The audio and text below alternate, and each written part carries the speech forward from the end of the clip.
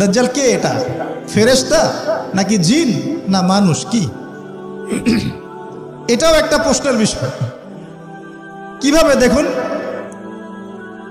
আল্লাহর নবী সাল্লাল্লাহু আলাইহি ওয়াসাল্লাম বলছেন নূহ আলাইহিস সালামের সময়ও নূহ আলাইহিস সালাম তার কওমকে দাজ্জাল সম্পর্কে সতর্ক করেছেন।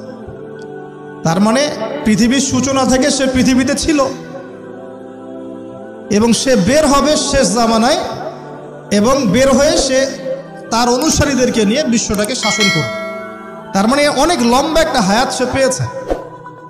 কোন জাতি এত লম্বা হায়াত পায় বলেন তো? কোন জাতি মানব জাতিকে এত লম্বা হায়াত পায়? এ একটা মিস্টেরিয়াস ক্যারেক্টার দাজ্জাল। সে কি? তারপরে দেখুন নবী সাল্লাল্লাহু আলাইহি ওয়াসাল্লাম একটা হাদিসের মধ্যে বলেছেন যে তাকে ওই তামিম দারির ওই দ্বীপে বন্দী করে রাখা হয়েছে। আপনারা হাদিসে জানেন, অনেকে জানেন।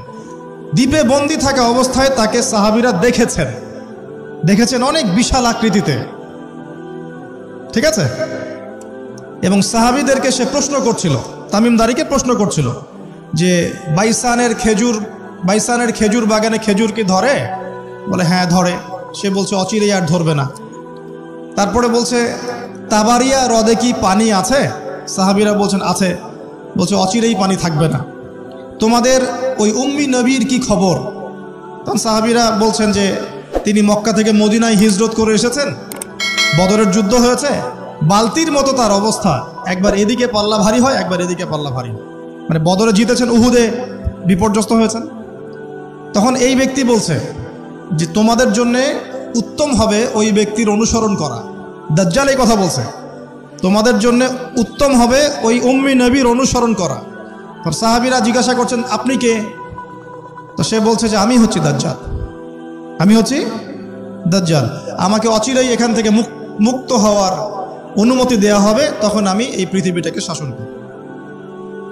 তো এইখানে সাহাবীরা দেখে আসছেন, যারা দেখে আসছেন তারা পরে ইসলাম কবুল করেছেন। তখন তারা মুসলিম ছিলেন না, খ্রিস্টান ছিলেন। কথা বুঝতে পারছেন? তাহলে এখানে আমরা তাকে একটা বিশাল দেহি দেখলাম, শিকল দিয়ে বন্দী। আবার নবী সাল্লাল্লাহু আলাইহি ওয়াসাল্লাম একদিন মদিনার মধ্যে উমর রাদিয়াল্লাহু আনহুকে নিয়ে হাঁটছেন, সহিহ মুসলিমে আছে। খবর পাওয়া গেল যে মদিনায় একটা যুবক ছেলে আছে, ইহুদি মায়ের সন্তান একটা যুবক ছেলে, যার চুলগুলা কোকড়ানো, চোখটা একটু ফোলা, যার আলামতগুলো দাজ্জালের সাথে মিলে যাচ্ছে। তখন নবী সাল্লাল্লাহু আলাইহি ওয়াসাল্লাম ওমর ইবনুল খাত্তাবকে নিয়ে ওদের বাসায় গেলেন। দেখলেন খেজুর বাগানে সে বসে আছে, মনোযোগ দিন।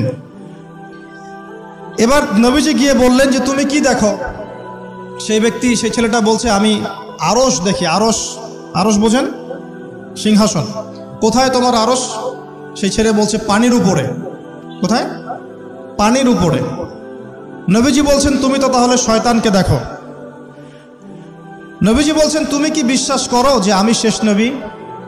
সেই ছেলে বলছে আপনি কি বিশ্বাস করেন যে আমি নবী? কি বুঝতে পারছেন কথা আমার? নবীজি বলছেন তুমি কি বিশ্বাস করো যে আমি শেষ নবী? সেই ছেলে বলছে আপনি কি বিশ্বাস করেন যে আমি নবী? উমর রাদিয়াল্লাহু আনহু তরোয়ালের খাপ খোলা সারা। তিনি বললেন যে ইয়া রাসূলুল্লাহ অনুমতি দেন, এর গর্দানটাকে নামাই দিই, বেয়াদব, আপনার সাথে বেয়াদবি করছে। তখন নবী সাল্লাল্লাহু আলাইহি ওয়াসাল্লাম বললেন দাহু ইয়া ওমর, তাকে ছেড়ে দাও। যদি সে সত্যিকার অর্থেই দাজ্জাল হয়ে থাকে, তুমি ওমর তাকে হত্যা করতে পারবে না। কেন হত্যা করতে পারবেন না? কারণ দাজ্জালের নিহত হওয়া লেখা আছে ঈসা আলাইহিস সালামের হাতে। কার হাতে? ঈসা আলাইহিস সালাম যখন আসবেন, এই প্যালেস্টাইনের বাবে লুদ নামক জায়গায় দাজ্জালকে মারা হবে। ঠিক আছে কথা? তাহলে ওমর তুমি তাকে হত্যা করতে পারবে না। আর যদি সে দাজ্জাল না হয়ে থাকে, নিরপরাধ মানুষকে হত্যা করে কোনো লাভ নেই। এখানে চান্স নেওয়া হলো 50-50। এক হাদিসে আপনি দেখছেন নবীজি বলছেন নূহ আলাইহিস সালাম তার কওমকে দাজ্জাল সম্পর্কে সতর্ক করেছেন। এক হাদিসে নবীজি বলছেন সে বের হলে 40 দিন বিশ্ব শাসন করবে। প্রথম দিন 1 বছর, দ্বিতীয় দিন 1 মাস, তৃতীয় দিন 1 সপ্তাহ, বাকি দিন আমাদের মতো। আরেক হাদিসে নবীজি বলছেন তামিম দারি দেখে এসেছে তাকে কোথায়? দ্বীপে বন্দী অবস্থায়, সে ছাড়া পাবে অচিরেই। আবার এখানে নবী সাল্লাল্লাহু আলাইহি ওয়াসাল্লাম মদিনাতেই একটা যুবক ছেলেকে দাজ্জাল মনে করে ইনভেস্টিগেট করলেন। আপনার কাছে কি সাবজেক্টটা সহজ মনে হচ্ছে না কঠিন? খুব সহজ কি না কঠিন? চিন্তা করতে হবে কি হবে না? এতই জটিল একটা ক্যারেক্টার, শুধু তাই না, নবীজি আরও বলছেন সে যখন বের হবে, 4টা জায়গার কথা পাওয়া যাচ্ছে হাদিসে, 4টা জায়গা কোত্থেকে বের হবে। এখানে কিন্তু নবীজি মদিনাতে তাকে খুঁজলেন, ইনভেস্টিগেট করলেন। আবার আরেকটা হাদিসে নবীজি বলেছেন সে যখন বের হবে শেষ জামানায়, তখন মক্কায় ঢুকতে পারবে না, মদিনায় ঢুকতে পারবে না। আপনারা হাদিসটা জানেন না? আলেমরা তো জানেন। মক্কাতেও ঢুকতে পারবে না, মদিনাতেও ঢুকতে পারবে না। খোলা তরোয়াল নিয়ে ফেরেশতারা দাঁড়িয়ে থাকবেন। আবার সেই নবী মুহাম্মদ সাল্লাল্লাহু আলাইহি ওয়াসাল্লাম মদিনাতে এই ছেলেটাকে দাজ্জাল ভাবছেন, ইনভেস্টিগেট করছেন। তার মানে তারা সতর্ক ছিলেন। এই ছেলের নাম ছিল ইবনে সাইয়্যিদ। কি নাম?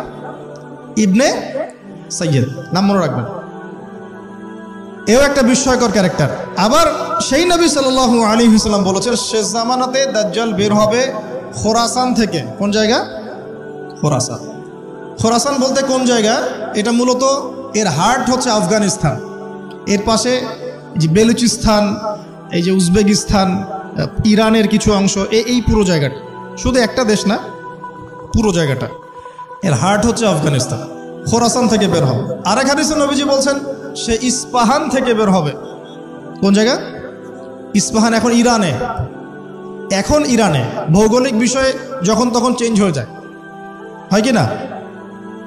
আগে কি ইরাক ইরান এরকম পার্ট ছিল?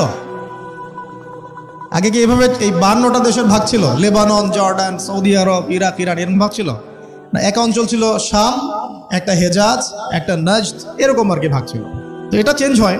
তো ওই হাদিসে আসছে ইস্পাহান থেকে একটাতে, আরেকটাতে আসছে ইরাক এবং শাম। শাম বলতে বোঝাচ্ছি এই পুরো প্যালেস্টাইন, লেবানন, জর্ডান, পুরো অঞ্চলটাই শাম। আর ইরাক তো আপনারা জানেন। ইরাক এবং শামের মাঝখানের একটা রাস্তা থেকে বের হবে। 3টা জায়গা। আরেকটা 4 নাম্বার খাল্লা নামে একটা জায়গা থেকে সে বের হবে। আর এই খাল্লা আপনি গুগলে সার্চ দিয়ে পাবেন না। গুগলের সাথেও দাজ্জালের অনুসারীদের একটা সম্পর্ক আছে, আপনার ফেসবুকের সাথেও আছে, প্রযুক্তিগুলোর সাথেও আছে, নিউক্লিয়ার ওয়েপন্সের সাথেও আছে, বর্তমান ব্যাংকিং সিস্টেমের সাথেও আছে, এবং বর্তমান গ্লোবাল পলিটিক্যাল অ্যাফেয়ার্সের সাথেও দাজ্জালের অনুসারীদের সরাসরি সম্পৃক্ততা আছে। আমি বলি নাই দাজ্জালের সম্পৃক্ততা আছে, দাজ্জালের অনুসারীদের সরাসরি সম্পৃক্ততা আছে। এটা বোঝার জন্য আপনাকে সূরা কাহাফ পড়তে হবে। কেন সূরা কাহাফ? কারণ সূরা কাহাফ পড়লে আল্লাহ আপনার ভিতরের চোখ খুলে দিবেন ইনশাআল্লাহ। এখন আপনার ভিতরের চোখ বন্ধ। কেন বন্ধ? বিকজ আপনি প্রত্যেক জুমায় সূরা কাহাফ পড়ছেন না। যখন প্রত্যেক জুমায় সূরা কাহাফ অর্থসহ পড়বেন বা অ্যাটলিস্ট তেলাওয়াত করবেন, দেখবেন ইনশাআল্লাহ আল্লাহ আপনার ভেতরের চোখ খুলে দিবেন।